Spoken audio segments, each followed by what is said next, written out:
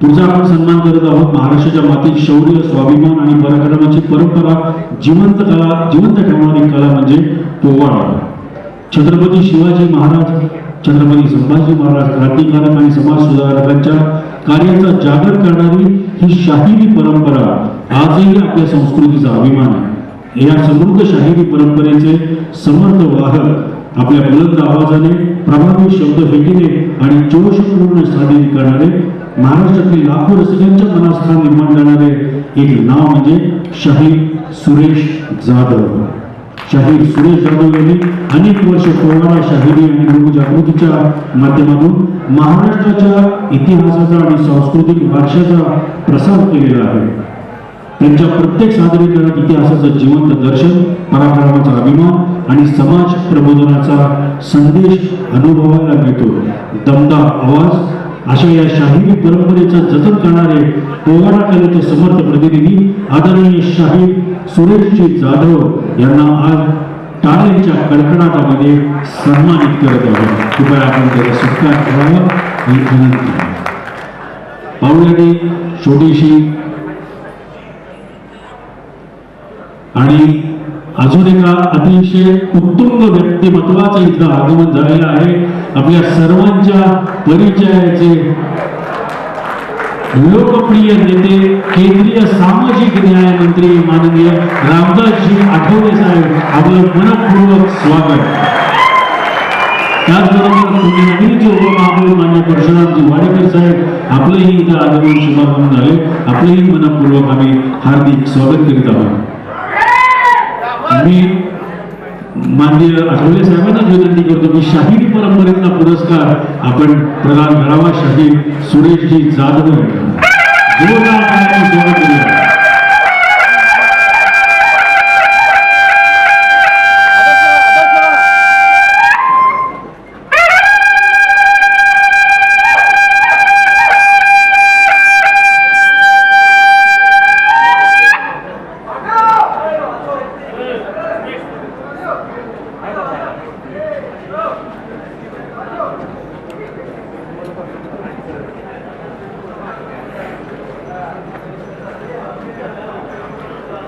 मी मान्य आयोजनाच्या वतीने आनंद शिंदे साहेब, महाराष्ट्राचे महागायक आनंदजी शिंदे साहेब हे इथं रंगमंचावर उपस्थित झाले. मनपूर्वक आपलं स्वागत आहे. आणि मान्यवरांचा सन्मान इथं आपण करत आहोत आयोजकांच्या वतीने. सर्वप्रथम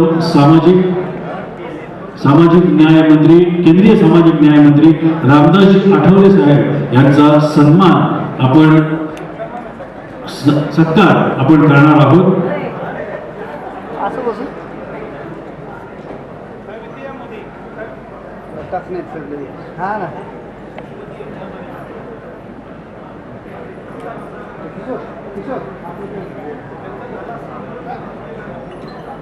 शहीर आपण असं नसतं झालं तरी चालेल.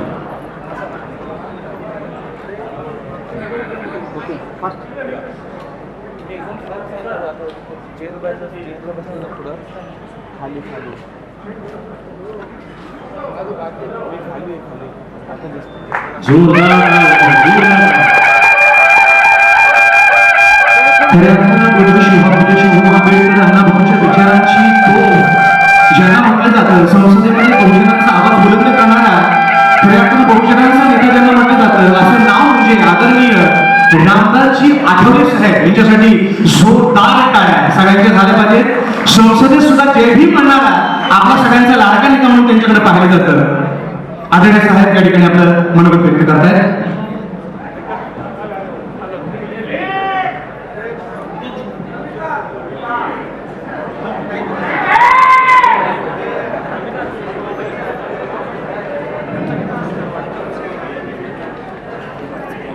सर्वजण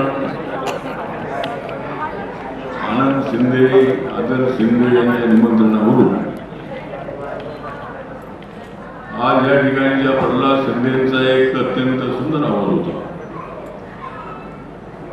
मंगळवेढ्यामध्ये जन्माला आलेले प्रल्हाद शिंदे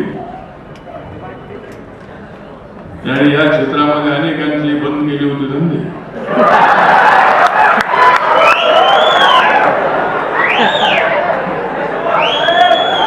कारण प्रल्हाद शिंदे होते जेजूंचे बनते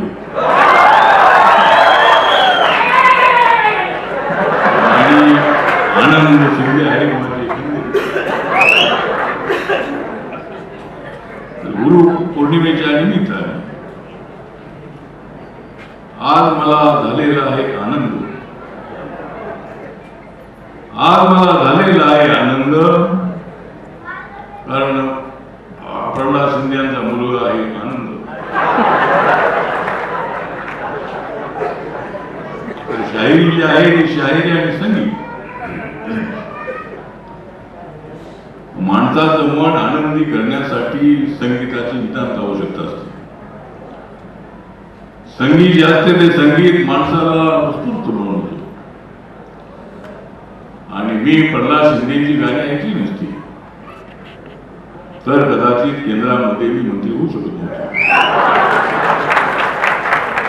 बाबासाहेब आंबेडकरांची गाणी मी त्यांची ऐकली होती. सिद्धार्थ हॉस्टेलमध्ये असताना रात्र त्यावेळेला कव्वालीचे सामने व्हायचे आणि प्रल्हाद शिंदे यांचा स्वभाव खुदखुद असणार असं होतं. अनेक वेळेला ते सिद्धार्थ हॉस्टेलमध्ये यायचे आणि शेवटपर्यंत त्यांचा आवाज हा अत्यंत चांगला आवाज होता, सुंदर आवाज होता. आणि त्यांची जी गीता आहे ती गीता आपल्या स्मरणामध्ये आहे. आणि प्रल्हाद शिंदे यांचा वारसा चालवण्यासाठी आनंद आणि आदर्श म्हणजे माझा आदर्श आहे माझे बाबासाहेब आंबेडकर. माझा आदर्श आहे बाबासाहेब आंबेडकर, पण प्रल्हाद शिंदेचा मुलगा आहे आदर्श.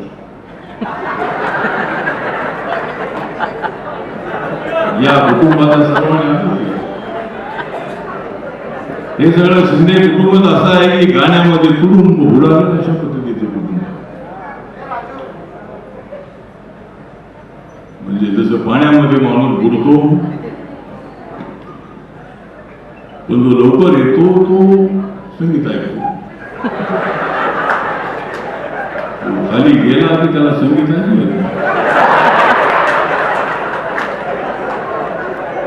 आणि संगीतामध्ये बुडायचं असेल तर बुडायला बुडायला पाहिजे, खाली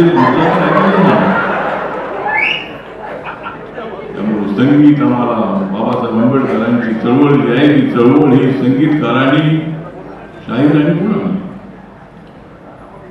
बाबासाहेब म्हणायचे की आमच्या एका भाषणापेक्षा यांची किती गाणी म्हणायची.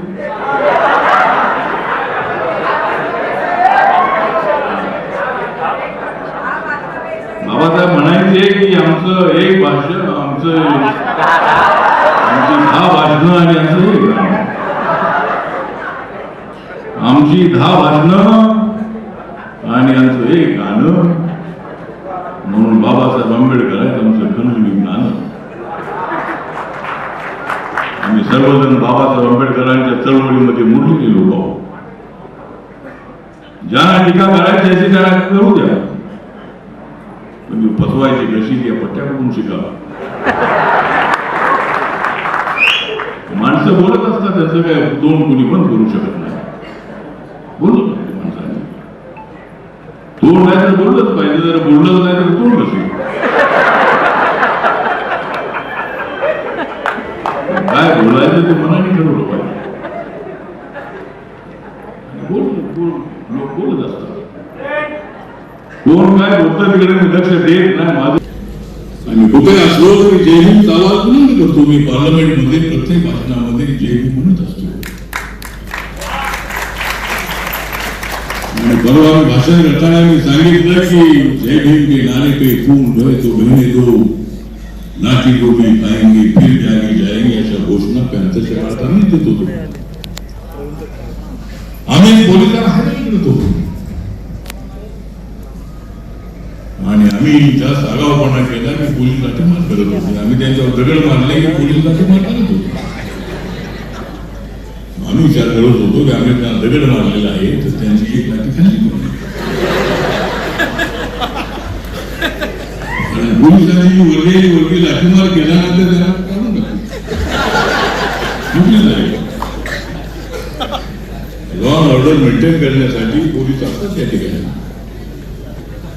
आणि आंदोलनकर्त्यांनी जर जास्त काही धडपड केली, जर बॅरिकेड तोडून पुढे जाण्याचा प्रयत्न केला की पोलीस वाल्याला पाठीमागे करणार. आणि 200 पोलीस आणि मी सांगितलं की जो अमेरिकेतून आला छुपके छुपके, जो अमेरिकेतून आला छुपके छुपके, त्याचे नाव आहे अभिजित गुप्ते. तो आपल्या समाजाचा आहे आणि आपल्या समाजातून तो तिकडे अमेरिकेला शिकण्यासाठी गेला आणि आंदोलन उभं केलं आणि आपल्या समाजातून तो तिकडे अमेरिकेला शिकण्यासाठी गेला आणि आंदोलन उभं केलं. सगळ्यांना आंदोलन करण्यात अधिकार आहे. बाबासाहेबांनी सांगितले आंदोलन करायचं 3 दिवस, आपण सत्तेमध्ये गेलो पाहिजे. सत्तेमध्ये जाऊन आपल्या समाजाला न्याय देण्यासाठी प्रयत्न केला पाहिजे. ही भूमिका बाबासाहेबांची होती. आंदोलन झालंच पाहिजे. आणि मला सुद्धा पॅन्थरच्या काळामध्ये सगळे कार्यकर्ते म्हणायचे साहेब मूर्ती काढायची, म्हणजे अनेक वेळेला आपण मूर्ती काढलेली बाबासाहेबांच्या नावासाठी मराठवाडा विद्यापीठाला नाव मिळवून अनेक मूर्ती काढल्या. आणि आज इथे प्रल्हाद शिंदे यांची अनेक गीते त्यांची प्रसिद्ध आहे, त्यांची कव्वाली आहे, त्यांची भीमगीता आहे, भक्तिगीता आहे आणि त्यांच्या सुंदर अशा आवाजामध्ये त्यांचा आवाज फार सुंदर होता, त्यांचं मन फार सुंदर होतं. माझ्यावर तर त्यांचं प्रचंड अशा पद्धतीचं प्रेम होतं. माझं सुद्धा त्यांच्याबद्दल फार मोठा होता. आणि नंतरच्या काळामध्ये तर सगळा देश सगळा महाराष्ट्र मी समजून काढलेला होता. गावागावाशी मी संबंध जोडला होता. अनेक लोक म्हणायचे आठवले काय पुस्तक आठवले काय तसे विचारवंत नाही. मी नाही विचारवंत, त्याची का होते तुम्हाला खंत. मी जयभीमचा बुलंद आवाज करणारा मी गावागावाशी घराघराशी मी संबंध जोडला आणि हजारोच्या संख्येने लाखोच्या संख्येने लोक माझ्या पाठीशी उभे राहिले म्हणून मी दिल्लीला पोहोचलो. तुमच्या मागे कुणीच उभं राहिलं आणि तुम्हीच राहिला. मी पुस्तकं लिहिण्यापेक्षा मी लोकांची मन बसली, लोकांचे प्रश्न मी जाणून घेतले. म्हणून आज इथे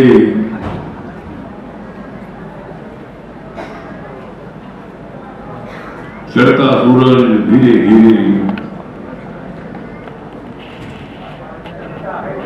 ढलता ही ढल जाएगा.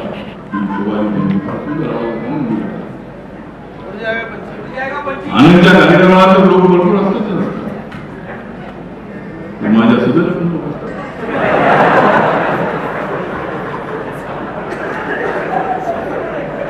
आणि आदर शिंदेच्या एकामेकांपणे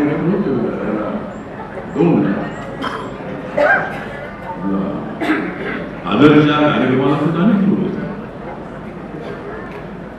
अनेक लोक ऐकण्यासाठी येतात, सगळ्या समाजाचे लोक असतात. त्यामुळं आज इथे प्रल्हाद शिंदेच्या नावाने आपण अनेकांना अवॉर्ड दिलेला आहे. आणि अनेक मान्यवर इथं असे शेलार आले होते, उदय सामंत आले होते, आणि कोण आले होते,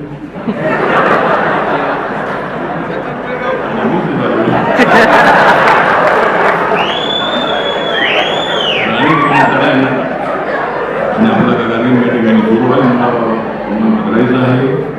मला पत्रिका मिळाली दिल्लीमध्ये आणि मी ठरवलं का पार्लमेंट असतानाही या कार्यक्रमात जाणं अत्यंत आवश्यक आहे. म्हणून आज मी ठरलो आणि प्रल्हाद शिंदेच्यावर माझं प्रचंड अशा पद्धतीचं ऋण आहे. अत्यंत चांगला अशा पद्धतीचा कलावंत होता. आणि आमच्या समाजामध्ये कला म्हणजे कला, आमच्या समाजामध्ये भरपूर आहे कला, आमच्या समाजामध्ये भरपूर आहे कला, त्याची मला आहे, त्याची कल्पना आहे मला. आमच्या समाजामध्ये भरपूर आहे कला, त्याची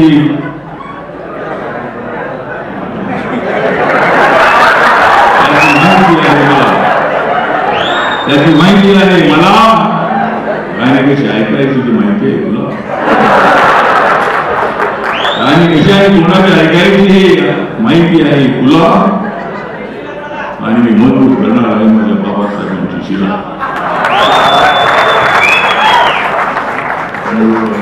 आपल्याला इतरांचे गाणी सुद्धा ऐकायची आहे आणि मला माझं भगवान पकडायचं आहे. त्यामुळं सर्वजण या ठिकाणी आलात आणि आनंद शिंदेच्या या गुरुकुंडीच्या निमित्ताने म्हणजे आपण आपला कार्यक्रम आपण ठेवलेला आहे. अनेक मान्यवरांची नावं आहेत आणि हा कार्यक्रम जो आहे माझा कार्यक्रम आहे, हा कार्यक्रम माझा आवडीचा कार्यक्रम आहे. म्हणून मी आज इथे आलेलो आहे आणि आनंद आणि आदर्श तुम आगे बढ़ो मैं तुम्हारे साथ हूँ. लेकिन मैं भी बोलता हूँ मैं आगे बढ़ता हूँ तू मेरे साथ जा. मैं तो आगे बढ़ता हूँ तू आ जा मेरे साथ. मैं मजबूत करूंगा तुम्हारा हाथ. जय भीम की है मेरी जात, जय भीम की है मेरी जात और मैं करूंगा अपने दुश्मनों पर मार.